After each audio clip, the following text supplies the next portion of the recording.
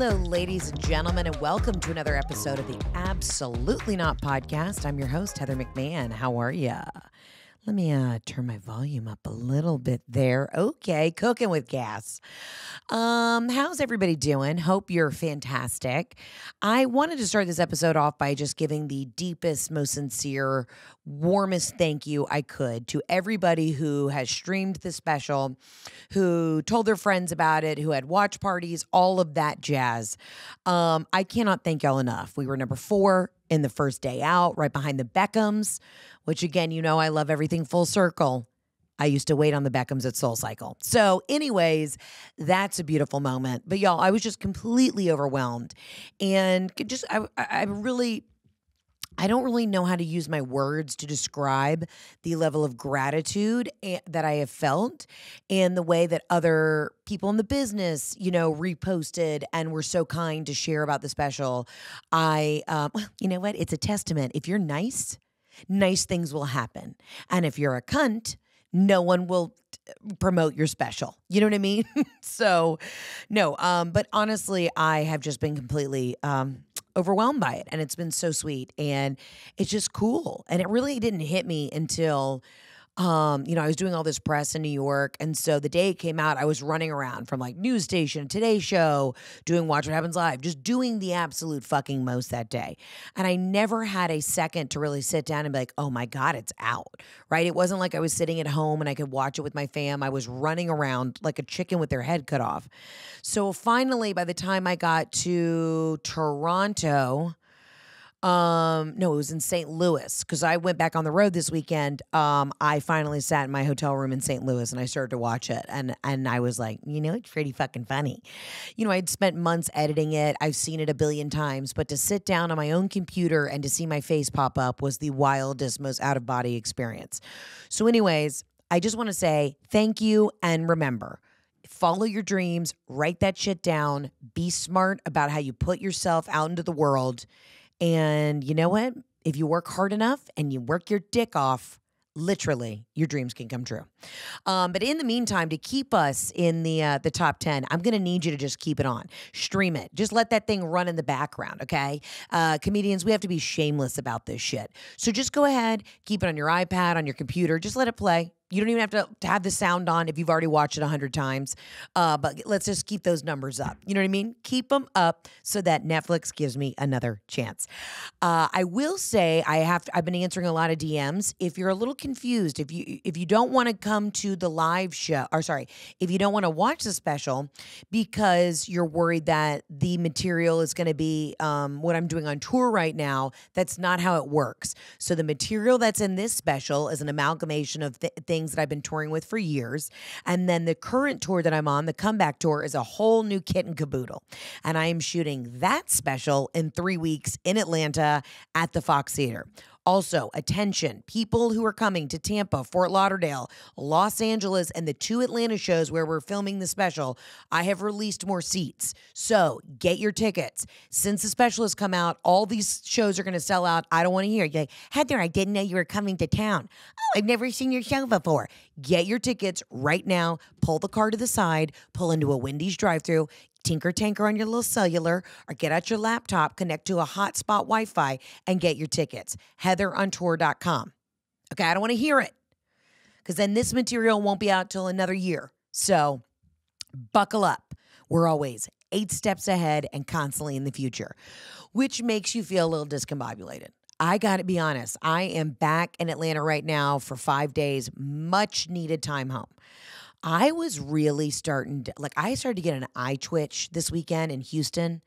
We'll get to the Houston show in a second. But when I tell you, I started like kind of seasoned backstage, and Ray looked at me and he was like, are you good? I'm like, my body's shutting down. As all these amazing things are happening, I can't even talk. As all these amazing things are happening, though, they really put you through the ringer. So I'm doing press for the special that's out now. I'm in pre-production for the special that I'm shooting in 3 weeks. I'm touring. I have a script due, and I'm podcasting. Amazing. Feel so incredibly blessed to wear all these hats. But when you're doing 16 different things at a very elevated, you're always on level, you can start to twitch. You can start to You know what I mean? Get dry mouth. The acid reflux, it feels like I've had a pill stuck in the back of my throat for like 4 weeks, and I don't know what it is. I am taking horse pills at night, and I am on hair pills. I'm on magnesium. I'm on the multivitamins. I take the AG1. I'm on a lot. I'm on a lot right now. But I lay down at night and I feel like I'm trying to swallow and I can't swallow. And so then I get a cup of hot sleepy time tea. Because now I have heard the trick is if you do ever actually get a pill stuck in your throat, drink warm water because that'll like help it dissolve. But I went to bed last night literally rubbing the esophagus because I felt like something was stuck in there. And then I realized it's anxiety. It's called the pressure of life. Welcome to the big leagues, bitch. Welcome to the big leagues. And again, incredible problems to have. But it is wild. Once this shit, you think about this, you dream about this your whole life, and then literally once they basically release you from your horse pen, it's like I've been at the Kentucky Derby and I have not gotten off the track for 2 weeks. I've been going full steam ahead. And at one point on that last lap, when I was at the airport in Houston, my eyes started to twitch. And when you're so tired that you actually somehow end up being energized? I got home and I was so bone-chilling tired. Like my calves were aching. My brain was foggy. And for some reason, I walked in my door. Jeff was still in Richmond seeing his goddaughter and his best bud. And so it was just mom and I walked in that door and I came into my room. It's clean. Nothing out of the ordinary. And I just said, I can't do it. And I just ripped open all of my toiletry cabinets. Okay. I ripped open all my vanities. I just purged everything because I think I had like a little bit of like a mental breakdown. I think that's what that was. I have been having a lot of intrusive thoughts. And I realize it happens when you're traveling as much as I am. You just feel a little like you never feel grounded. Does that make sense?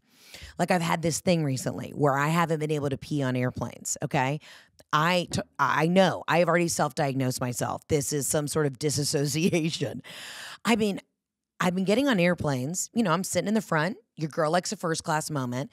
And then I'll get up to go pee in the bathroom. And all of a sudden I will be like, wait a minute. I'm not in the bathroom. I'm in my seat. I'm TTing in my seat. I have my pants down, but I'm peeing in my seat.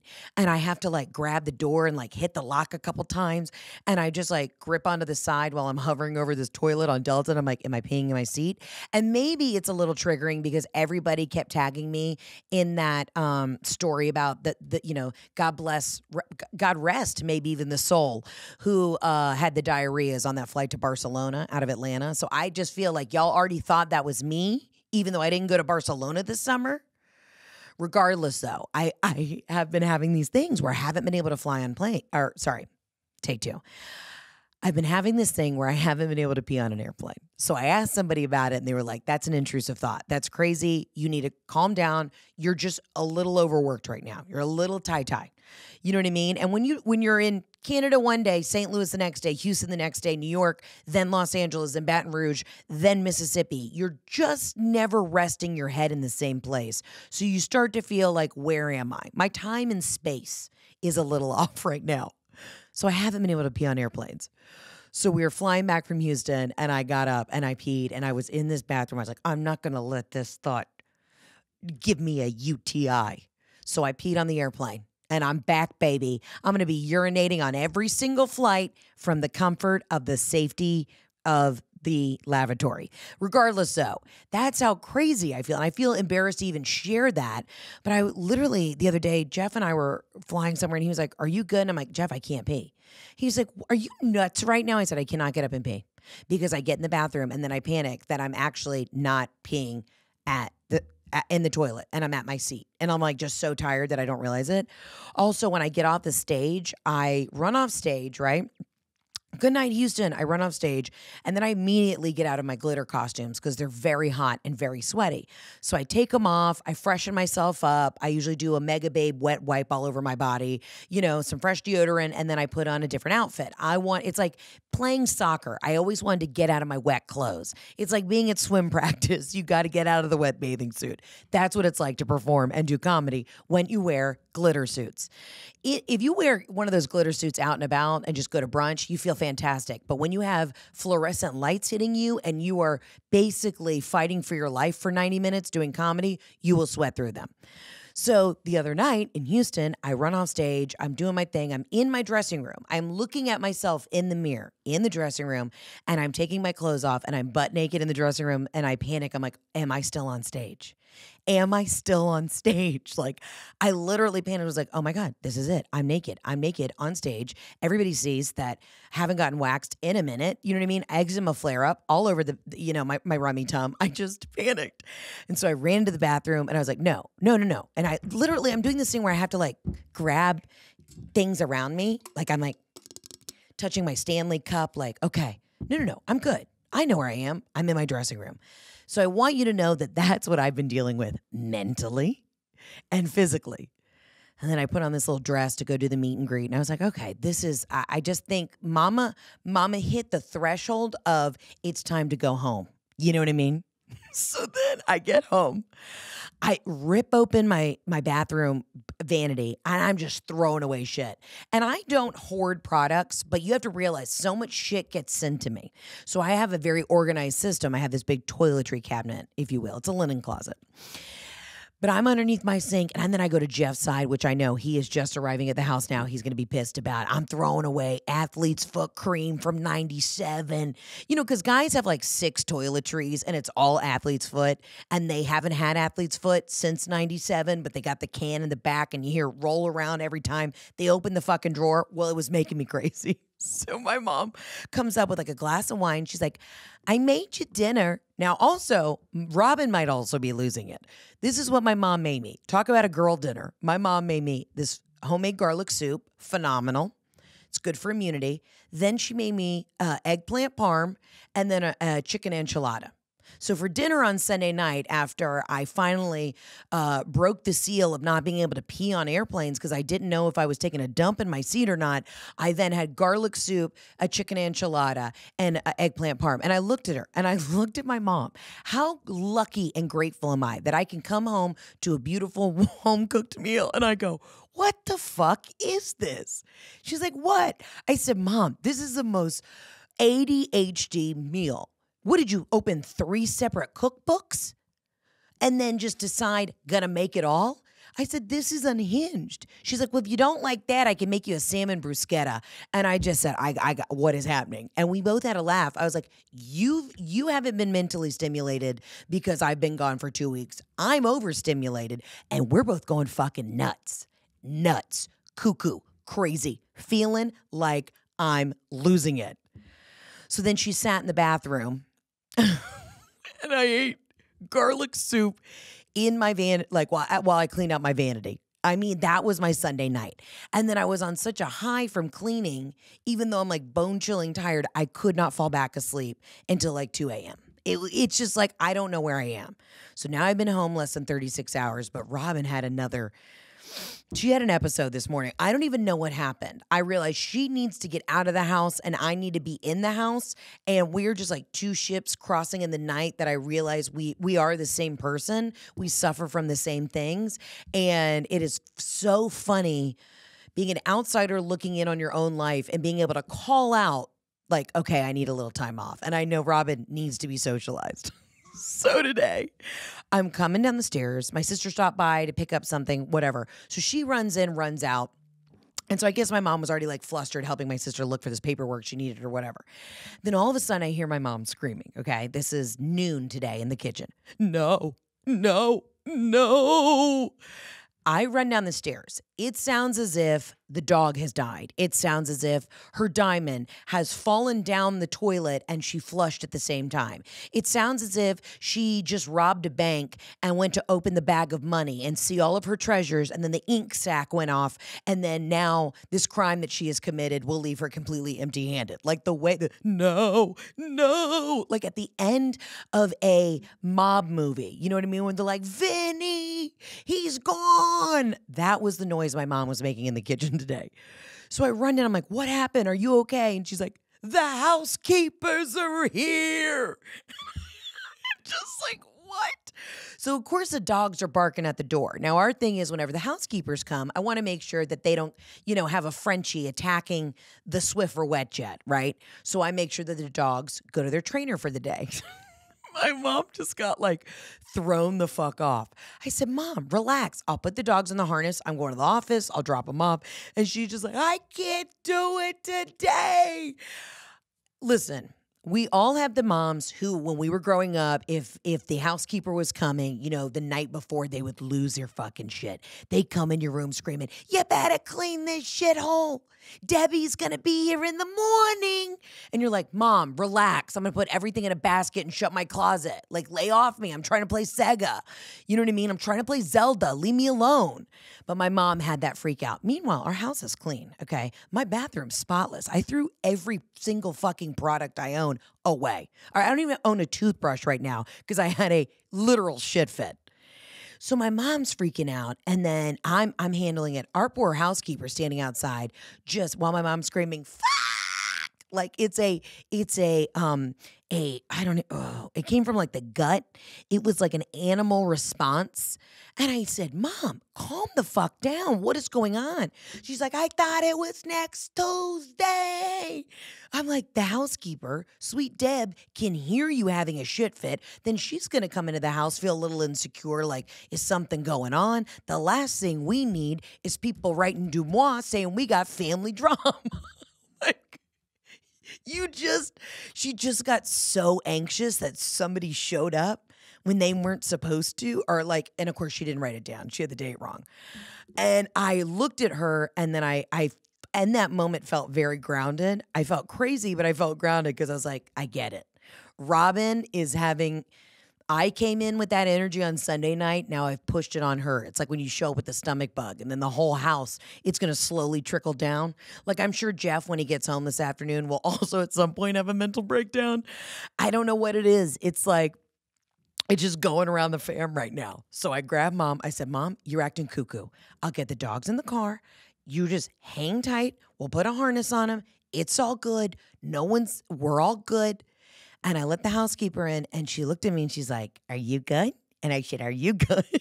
Like, I don't know. I don't even know what I'm saying right now. We can cut this down to make it shorter if we need to. But that's just what we've been dealing with. So I realize, even if you don't want to turn into your mother, you will turn into your mother. So right now, I am turning into my mother, but I couldn't figure out where I was getting this just like overstimulated, exhausted, manic energy. And I'm like, oh, it's already in me, baby. It's been brewing a long time, but just needed the opportunity to come on out.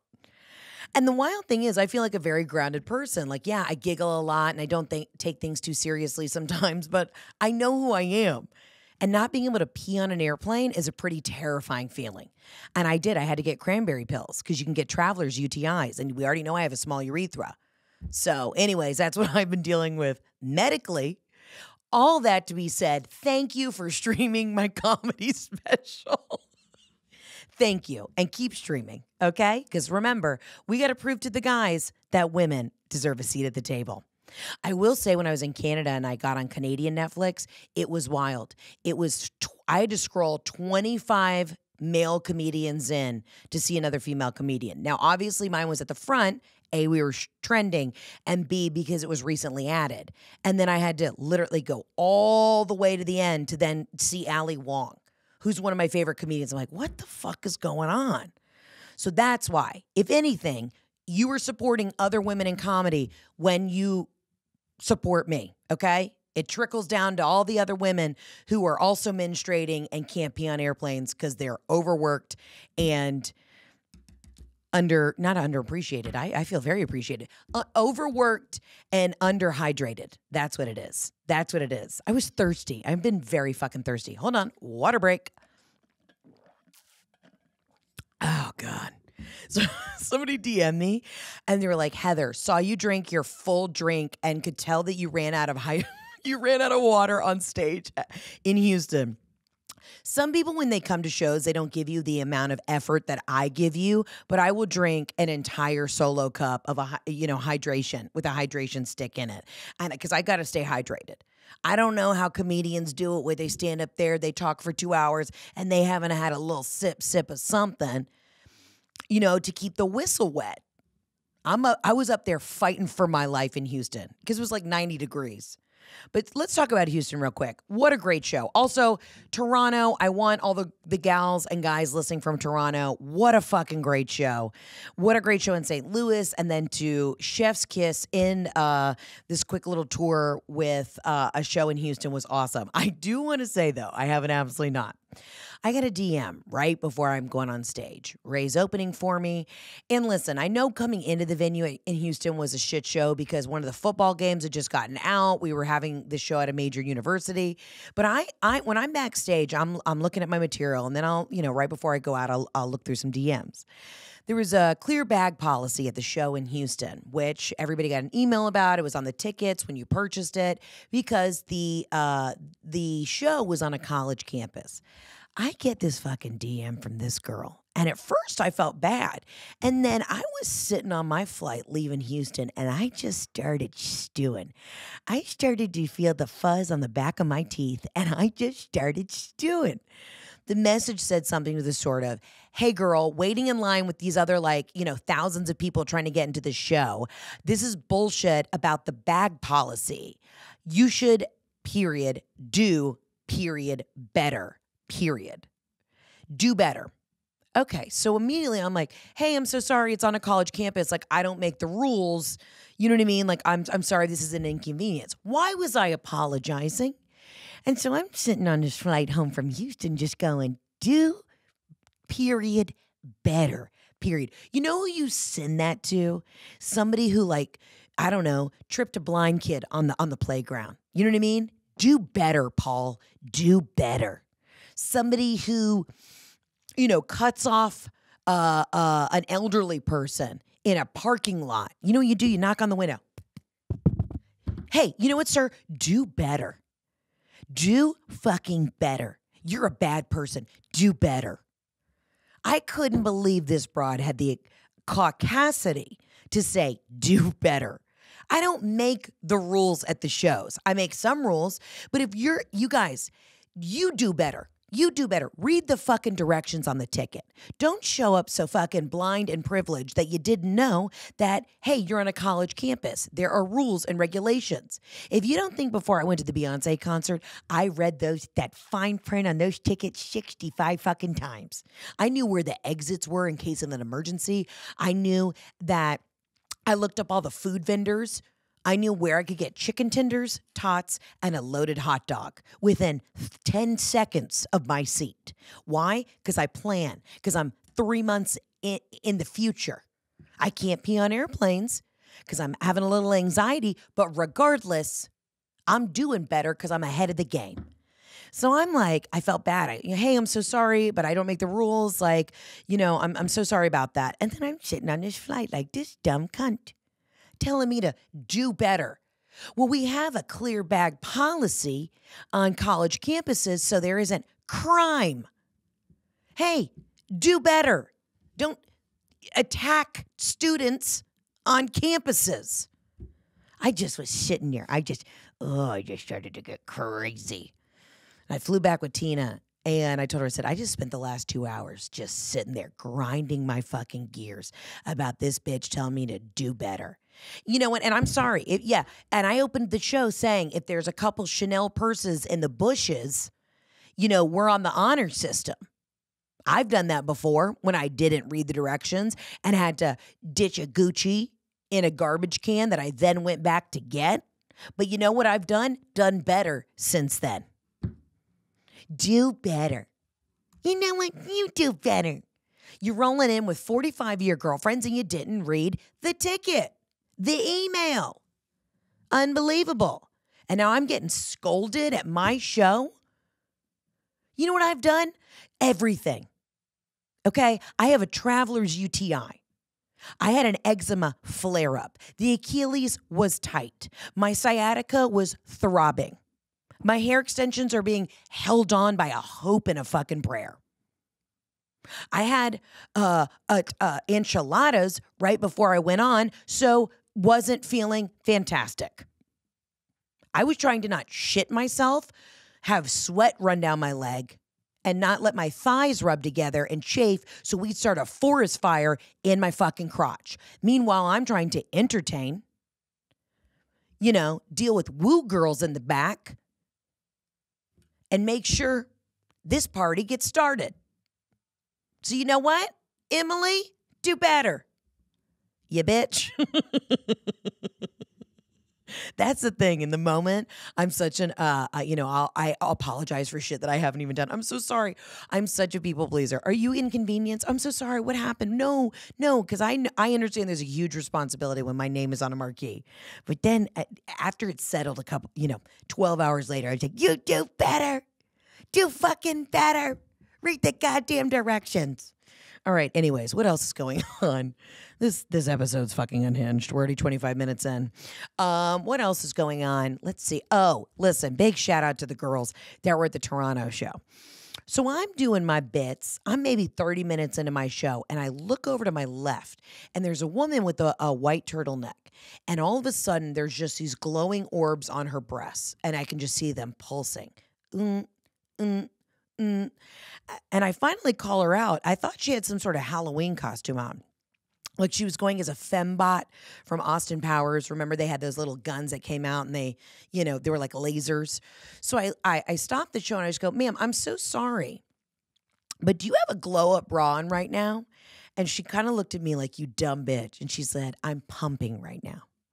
And when I tell you, I wanted to shove my own foot so deep down my throat that it would kick me in the asshole.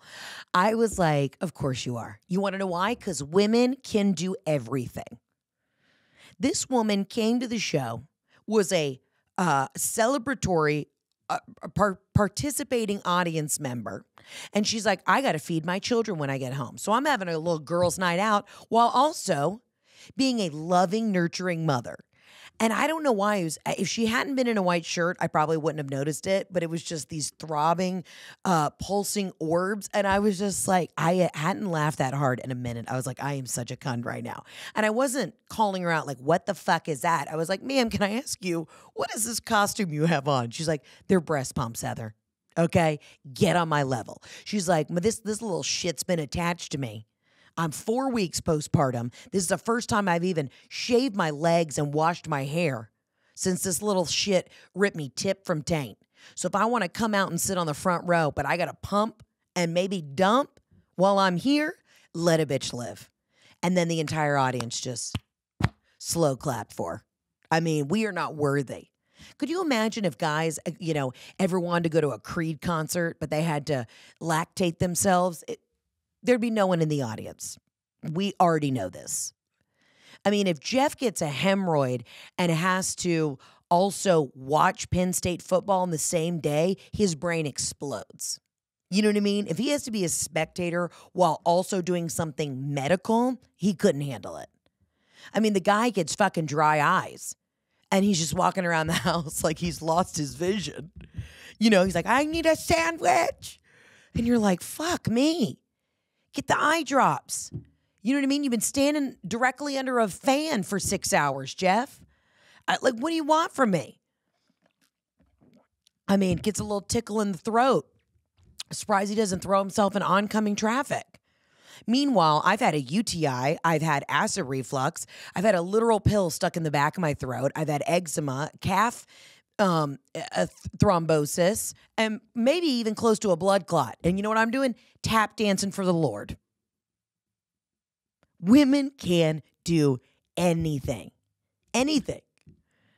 You know what I mean? We had a beautiful breast cancer survivor in our front row. I went up to her, I said, you got big titties. She's like, hey, second time around, breast cancer survivor. And they were beautiful jugs. That's the thing, too. If you're going to go, if you have to do the reconstructive surgery, like, I'm saying go fucking big. You know what I mean? You know what I mean? Like, she had good titties. And I said, well, they did a great job. Congratulations. We're so grateful that you're here and that you're healthy. But when I'm telling you, no, she did it right. She got them big titties.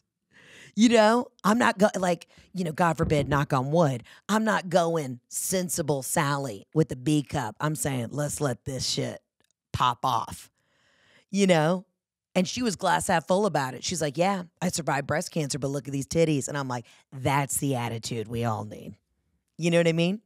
We got mom over here pumping, being a phenomenal caretaker. We got the lady on the front surviving, letting them titties sparkle in the sun to let everybody know, hey, guess what? She believed she could, and she fucking survived. You know? And then I got a bitch telling me, do better. Well, that's emotionally where I have been. That's why I've been in a spiral. What else went on? St. Louis was great. I mean, it's just been really fun. The shows have been so phenomenal. It's so overwhelming thinking that we're already ready to shoot this special, but I got a little tip and trick for you guys. It's not a tip or a trick, but we are going to be adding more shows. I thought this tour was going to be over in November. Bada bing, bada boom, we're done. Guess what? Supply and demand, baby. That's how business works. We're going to be adding shows from January, I think, through May to cities we did not get to in this last 100 shows. We're going international. I don't know if I'm allowed to announce this. We're going to Australia. We're going to try and add some European dates. So everybody buckle the fuck up. Okay? So if you didn't get to see this current tour, we are going to be going international too. I don't even know if I have fans in Australia. Actually, I have 2 fabulous fans in Australia that came to my show in Seattle, and I'm going to take them out on a yacht to say thank you. But we're going to be hitting it. I'm coming down under. Sorry. No. Oh, no. We're going to be doing it, and I cannot wait. So I'll be announcing that very soon. But either way, it's been so much fun. And this weekend, I'm going to be in Tampa and Fort Lauderdale. Tampa, I'm pretty sure, is sold out. Fort Lauderdale, I do know we have some tickets left for that. And then I'm playing an epic show November 4th at the Pantages Theater in Los Angeles, California. Yes, LA, Hollywood, baby. If you've been to the Pantages and you've seen Hamilton, my show is nothing like that. But it is going to be such an epic night. We have some tickets left at the Pantages. Come out. These LA little, girlies, they like to wait to the last minute, and then it's going to be sold out, and I'm going to get DMs. Heather, we're coming from the Valley. There's no tickets left. And I'm going to say, hey, you know what, Shania? I told you to get your tickets. Get your tickets at heatherontour.com. And Atlanta, I'm excited. I'm so excited. But I'm going to tell you this right now. The last 2 shows that we did at the Fox were rowdy. And I am filming. We are filming the special. It's going to be an amazing night of comedy. You're going to have such a blast. But I need y'all to eat a sandwich before you have your white wines. Come and be a spectator. Enjoy yourself. We're going to have a blast. We're going to have so much fun. But don't show up and just start screaming. Where's your mom? She's there. Calm down. Let a bitch do what she needs to do. Okay? I can't believe it, though. I can't believe it. So just so y'all know, this is why I can't be on airplanes, is because this is what I've been doing in the last 3 weeks. And it's all great. Again, I feel richly blessed, but I also may have had a panic attack Sunday and maybe every day. You know what I mean? Okay, anyways, enough about me. I don't even know what the fuck we're talking about today. Let's get to the voicemails. As always, you can call into the hotline, 800-213-7503. Let's get right into these. Oh, also, side note, I got a letter in the mail today that I'm supposed to do jury duty the day I'm supposed to shoot my special. You know what we're going to do? Defer. Also, I just did it last year. Anyways, let's get to this. Hey, Heather. It's Bethany from Fort Worth. And I don't have an absolutely not, but I have something to say to you. Oh. And I have been thinking about it, my own Roman Empire that I think about weekly is when, I know you don't know if you can say this on your podcast yet, but when you took a big bite out of that farmer's dog in the video you did at your show, I have been thinking about it since it happened. It grosses me out to my absolute core. But I know it's fresh food and it's like human grade food that I fed my dog. And I understand, but I need to know, was it fake dog food? Did you really take a bite out of the farmer's dog? Like, did you spit it out after? Like, how did you not vomit? Did it taste good? I just have a lot of thoughts, and I cannot stop thinking about it, and I just need to know more details. So whenever you can address this on the podcast, I'd really like to know. Anyway, love you, girl. Bye.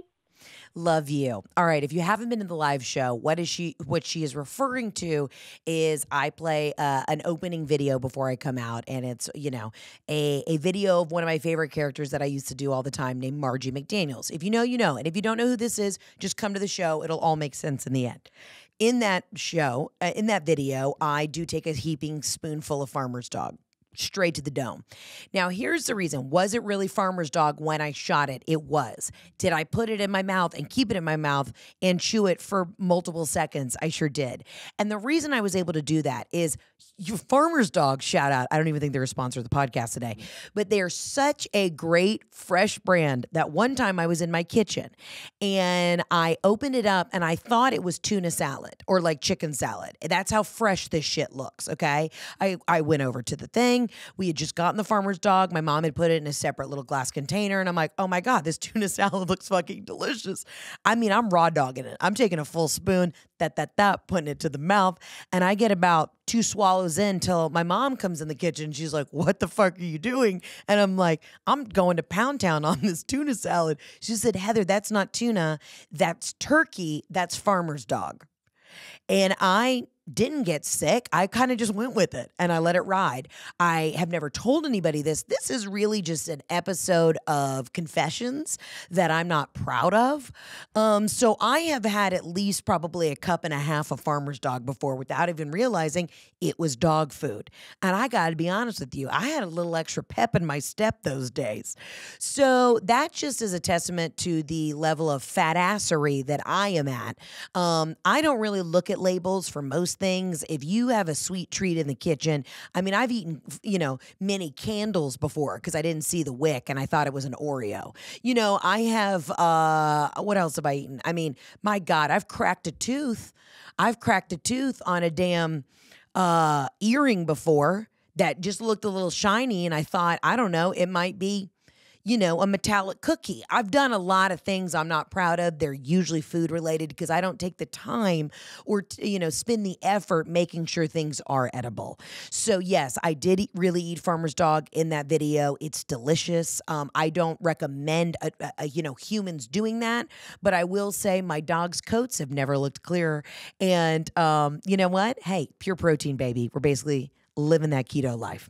All right, let's get to the next voicemail. Hi, Heather.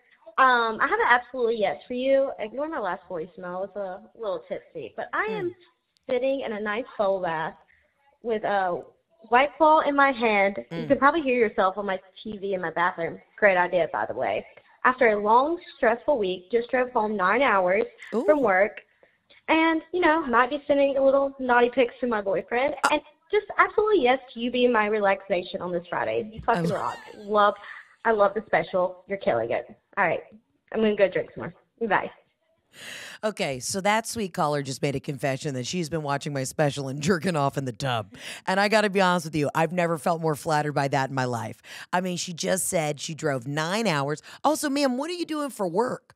Who just drives 9 hours home from work? That's like driving from Tennessee to fucking Fort Lauderdale. That's a far commute.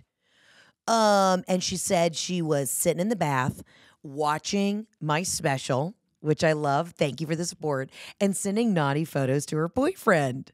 Listen, I'm glad that I can make people horny, because I think there were a lot of guys that I used to date that I for sure didn't make horny. So it's nice to know that I've had a little bit of a glow up and I now make, male, female, whomever. I'm glad that other people are getting turned on by me. And that is, secretively, that's fun. I'm blushing. Stop. Don't look at me. But naughty photos to the boyfriend. Years ago, I've been with Jeff forever. I picked up his iPad once and I was scrolling through it, right? I was looking for something and I saw some titties on there and I got pissed. And not that, I know he looks at porn. All guys do, whatever. I don't care. But I was like, who the fuck is this? And he's like, it's you, Heather. And I zoomed in. I said, I know that mole. I know that freckle. Yep, that is, I have a specific kind of wrinkle of skin, almost like a little dimple underneath the left areola. And I was like, that is me. That is me, in fact. So I used to send nudes. I don't anymore. Probably should. Here's the thing, too. I'm one of those people, I look far more attractive completely naked than I do in lingerie. Does that make sense? There's something about the way my whole body, the way it settles, I look better totally naked. Now, I look better if I'm laying back and the tits are perked up a little bit with a nice little lower lumbar support, but I always was one of those people. I look way better in just fully in the buff, running around backstage than I do in a thong and some sort of bralette. You know, big shout out to the girls with small perky titties who can wear a bralette. Your girl hasn't worn anything with let in it since I'd say '05. All right. But man, I love that. I love that we can relax. I love that somehow me confessing all of my anxiety, all of my physical conditions, someone's going to be sitting in the bath listening to this saying, you know what? Heather may be fucked up right now, but it makes me feel better about myself. And that is, at the end of the day, that is the sole purpose of what I'm doing in life, is to make you feel better while I run myself into the ground because I'm a puppet for Hollywood. I'm kidding. Also, side note, just want you to know the success of this special will not change me. I came home and my mom literally was already yelling at me that I owed her $980. You guys, Robin has been shaking me down for cash every time I come home from the road. This woman is, you know, she'll go pick up my dry cleaning. She'll, take the dogs to camp every day, keep them stimulated and running around. She'll get them groomed, yada, yada, yada. I say, Mom, keep receipts. Obviously, I'm going to pay you. But when I say my foot does not even step over the threshold, I don't even get a crisp, poppy probiotic soda in my hand before Robin is like, you owe me $965. You know, I found your checkbook and I'm just going to write myself a check. Like, money has been just being taken out of my business account because my mom is cutting herself a check. And I realized because my mom is depositing some checks for me, she knows what's going in the account. So she's been very strategic about what she's taking out of the account. She's not a scammer. Robin is a con artist, and I'm catching her in the act. And I want you to know, Mom, when you listen to this, I know that you know that I know that I probably do owe you money, but I took you to dinner last night. I bought this bitch a $100 bottle of Barolo, and she said, kind of dry. I said, I'm going to kill her. I'm just going to take her out back and crack the neck. But I love her so much. You know, it's like when you see your pets and you just want to squeeze them. I used to have this rabbit named Rosebud, and I used to just, we had Buttercup and Rosebud. And when I was a kid, I didn't realize. I'd squeeze it because I loved it so much. And the poor thing would just be like, making this noise. And my dad was like, Heather, put the fucking bunny down. And I said, Dad, it's talking. And he's like, it's not talking. You're strangling the bunny. I mean, I'm like 3. And that's sometimes what I do with my mom. I'm like, I love you so much for making me a garlic soup, a chicken parm, and an enchilada. You know what I mean? Not even in the same category, not even the same flavor profile. And I sat there and I threw out athlete's foot cream that had expired while my mom just sat there on the toilet drinking a glass of wine, telling me that I owed her money. You know, I'm like, I haven't slept in 2 weeks. Here we go. Hey, Heather. Just this morning, I was listening to you say we need to, as a collective, do better. And that was in my mind as I walked into my girlfriend's 40th birthday tonight, where she reserved an entire private movie theater for us to watch Taylor Swift's The Eras Tour. Mm-hmm. As a collective, I agree we should show up better. We should eat a protein. We should not drink ourselves to death. And yet, when I walked in the door, I panicked. I had had a rough week at work. I've been fighting a little something. And I bought 2 bottles of white wine. I panicked, and I bought them. I drank almost both fully, and been there. I found myself crushing an entire cup of white wine by accident in between my thighs. My romper was soaked. It was a really low point. But then I thought, you'd be proud of me, actually. I don't know. I think this is an absolutely yes, but maybe it's an absolutely not. I'm not positive.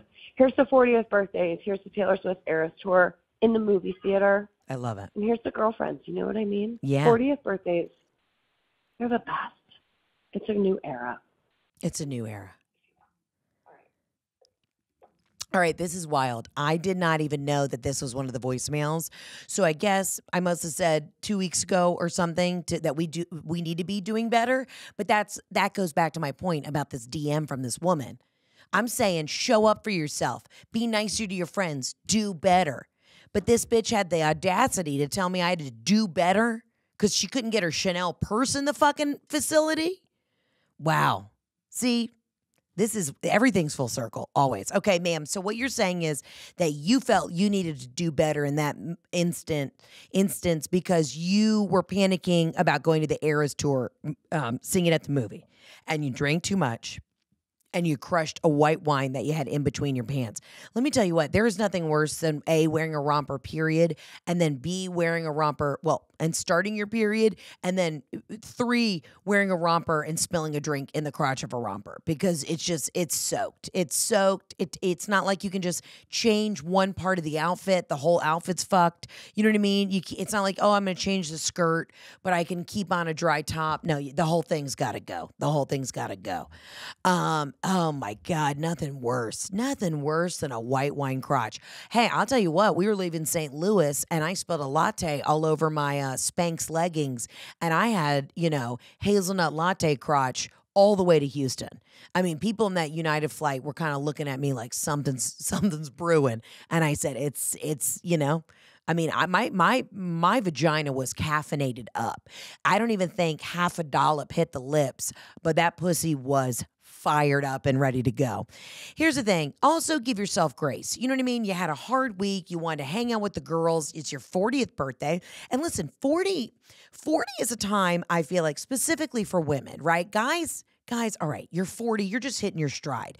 Any guy can start getting some grays, and, it only makes him more attractive. When we hit 40 as a woman, if you don't have kids, you feel like, well, you're behind the times. If you do have kids, you think you missed out on, your 30s, having these little shits run around.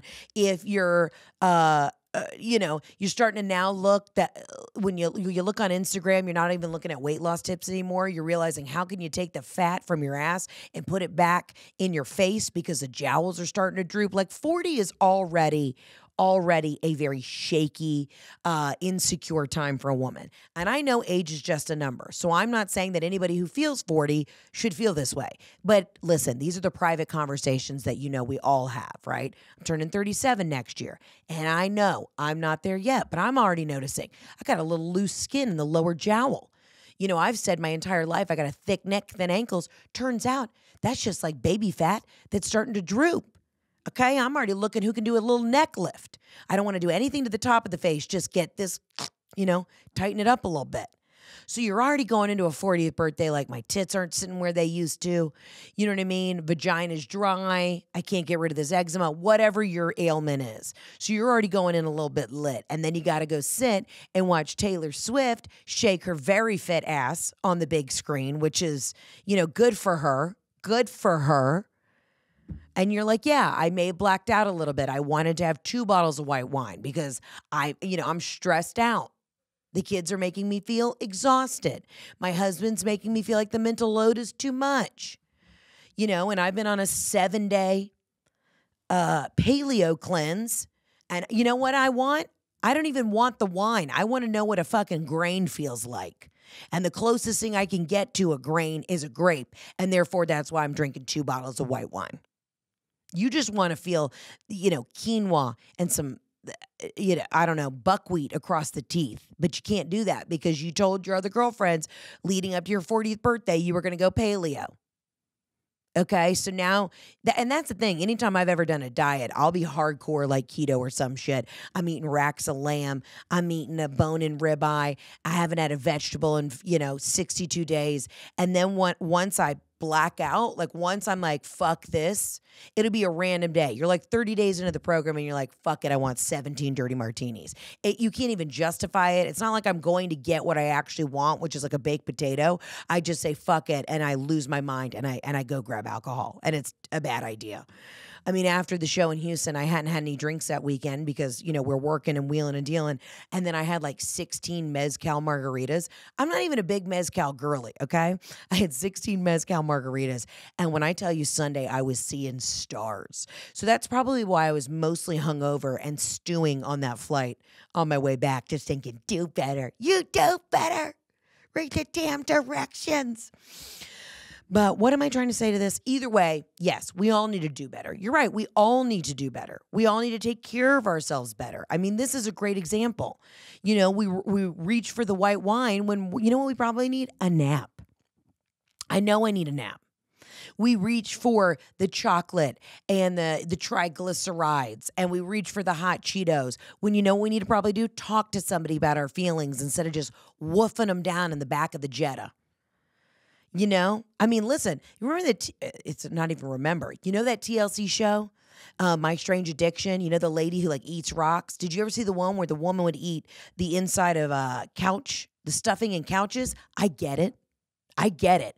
Like I used to really judge those people, which was not nice of me. But you know what? I've been so stressed these last 2 weeks. I get it. You know, I was sitting in the Conrad Hotel in Midtown in New York, and I was kind of looking at one of those couch cushions like, what's in that bad boy? You know, not that I wanted it, but I kind of got it. Like it was like an outer body. Like, should I just suck on that pillow for a second? Wonder if it's going to make me feel alive. So I get it. You know, the strange addiction where the woman thinks that she's married to the Eiffel Tower. I get it. The guy who used to have sex with a Corvette. I get it.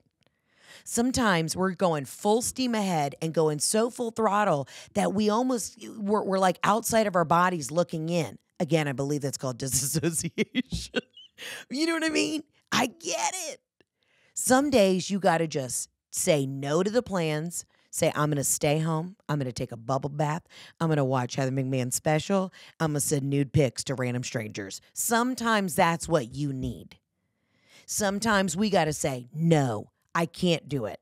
I would love to go to the movies. I'd love to see the Eras tour, but I'm in a fragile state right now. I'm wearing a fucking romper, and I haven't had full blood supply to my crotch since I put this thing on 2 hours ago.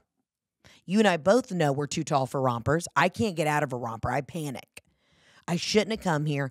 You know what? I'm gonna go watch the Eras tour on a Tuesday at 10 a.m. by myself, where it's just me and some guy in the back corner jerking off at the movies. Because that's mentally what I can handle right now. This is a great lesson. Do better, but be better to ourselves. And in that moment, when I was apologizing for somebody else who didn't read the directions, I needed to do better in that moment and just ignore it and just go, you know what, I'm doing the show for everybody else who is doing their best, because we're all doing our best. You know what I mean? Do better. In the words of Melania Trump, be best. You remember when she came out with that? Like literally politics to the side. Remember when Melania Trump's her national campaign to get America on the same page was just be best. What did that even mean? What was she saying be best about? Be best campaign. Let's see. Let's read what the, okay, here we go. This is their mission statement. The mission of the Be Best. Okay, hold on. The mission of Be Best is to focus on some of the major issues facing children today, with the goal of encouraging children to be best in their individual paths while also teaching them the importance of social, emotional, and physical health. Okay, well, guess what? Looks like I could have been the poster child for Melania Trump's Be Best campaign. Because I'm essentially trying to teach y'all to be best, but not for children, for adults. I am trying to encourage pretty much adult women to be best in their individual paths while also teaching them the importance of social, emotional, and physical health. That makes me laugh. Oh my God. So what I have concluded from this entire segment of the podcast is I'm running for office. Okay. And my slogan's going to go, do better. And you know what we're going to do? Find the, go on the Nextdoor app. And when somebody says, this is what's happening in my neighborhood, I'm going to show up at people's houses and just yell, do better, Carl, do better.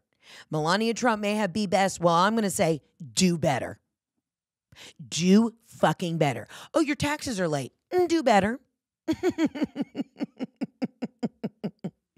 Oh, I'm sorry. What's another thing that's a national crisis? Oh, you don't have health insurance? Do better. That doesn't make sense. You know what I'm saying? Do better. I'm going to roll up to local city council that, won't set aside money for the Christmas parade of the local county. I'm going to say, do better. Hey, Marcia, where's all that money that we thought we were going to have for, all the rides for the Christmas parade in downtown Roswell? Oh, I see you went shopping at a Talbot's. Do better. Do better. I would love to just go up to Mitch McConnell and go, hey, honey, do better. And then I realized he didn't know what was going on. Okay. Anyways, great. These are great. I'm on a spiral. I'm on a tear. All right. I'm going to do one more, and then we're going to get the hell out of here. Hey, Heather. I just want to say congrats on your special. Thank you. Started my day off with an absolutely yes of watching you after dropping my son off at daycare and having a surprise day off from work. I love that. So that was my absolutely yes, but I just had an absolutely not at Costco, of all places. I know you love Costco. I thought it would be the next fun thing to do on my day off. Strolling around, sipping my coffee, picking up all my Kirkland brand stuff, only to remember that they don't take Discover, which is the only credit card I had on hand today. So I left my cart of $650 there and begged the customer service agent to please keep the cart for me and that I would be back. Gets better. Get to the parking lot and I'm reversing and somebody hits me while reversing in the parking lot. So I'm going to reset my energy as I drive home to go get a different credit card because I am lucky enough to have more at home. We love and that. we'll return to Costco only to hopefully redeem myself. Great job on the stand-up. Definitely the highest point of my day. Bye-bye. Well, let me tell you what, sister friend, I love you. Thank you for sharing that. And you know what? Listen, we're all going through life and able to call ourselves out on this shit. You know what I mean? When I'm having a tear or a spiral or whatever, I'm at least able to be like, I know why I'm acting like this because I need to go put myself to sleep. You know, in the words of Bethany Frankel, talking to Kelly Ben Simone on the episode of Scary Island of the Real Housewives of New York, go to sleep. Go to sleep. You know what I mean? I know when I need to go to sleep. Okay. Listen, there is nothing more frustrating than going to Costco. I'd say 6 months, they change what kind of source of barter or how you can pay for your goods, okay? You know, it used to be only American Expresses, which I'm an Amex girl. Then they change it to only Visas. Next week, it's going to be a MasterCard. Then they're going to come in, like, you got to pay in children's teeth. You know, like, I don't even understand how you're supposed to pay for this shit half the time. I get up there, I've got 2 flat beds, because you know on my days off, I love to do domestic shit. There is nothing that gives me a higher rush in the world than going to Costco by myself with a flatbed cart, okay? I love it. I live for it. I want it. When I go to Trader Joe's, I look at the frequent flyer. I want to know all the new fall flavored things. I want to know, oh, do they have a pumpkin lotion and an argan oil? Oh, and a ravioli? I'm getting it all. That is what brings me joy because I am gone all the time that when I'm home, I like to, in the words of Dorinda Medley, make it nice, okay? I like to do better and make it nice. But there is nothing more frustrating than when you have to, going to Costco without the right credit card is like jumping out of an airplane with no parachute, okay? It is like, forget it. Good luck to you. We'll see ya. Good luck. I mean, that is just the worst fucking feeling. Just so you know, I had a mental breakdown once in a Costco because I had my dead dad's Costco card and I didn't realize I grabbed the wrong one because my mom just has like a bowl in the laundry room with all of our like cards for like, you know, Ingles and Publix and Whole Foods or whatever. And I couldn't get some things. And they were like, well, sweetie, can you call your dad and see if he can renew? And I told the lady, I was like, I can't call him. He's dead. And this was fresh. This was fresh after my dad had died. And so I, too, have had my own nervous breakdown in a Costco. There's nothing worse. But you know what? When you do find a great Costco employee who's like, I'm going to hold this cart. All right, you got an hour and a half. And you're like, thank you, Tammy. Thank you so much. There's nothing better. When you find somebody in the patio furniture section who's going to let you know, hey, listen, here's the thing. I put a case of that really good Chianti that's only $15.99 a bottle. It's hiding behind the loose tires in the corner. And you're like, fuck yeah. Fuck yeah, it is. When you get double samples, oh my God. When they see that cart coming back around, you're like, I already know I tried this Havarti dill cheese, but I'm coming back. And you make eye contact with the sample lady. You're like, you're not going to tell anybody I've been here 6 times, are you? And they're like, listen, guess what? I don't even work for Costco. I'm an outside 1099 employee. Yeah, if you didn't know that, the people are doing samples. That's like an hourly gig. Okay, they're not even Costco employees. They come from some like Consumer Reports company. like Johnson and Johnson or Johnson and Swanson, whoever does those marketing research things. Side note, when I was really broke, I used to do those all the time. And I would go in person to the, it's Consumer Reports, but what is it also called? Marketing, Market research. I would go to these market researches, and it was always by Perimeter Mall in Atlanta. And it would be for like anything. It'd be anything from like TV shows to cereals to lotion to Pizza Hut's coming out with a new style of stuffed crust pizza. And I was your girl. And you'd walk out and you'd get a actual check for $50 as soon as you walked out of this like 2.5 hour market research. And I did those all the time from, I'd say, when I was like 19 to like probably 36.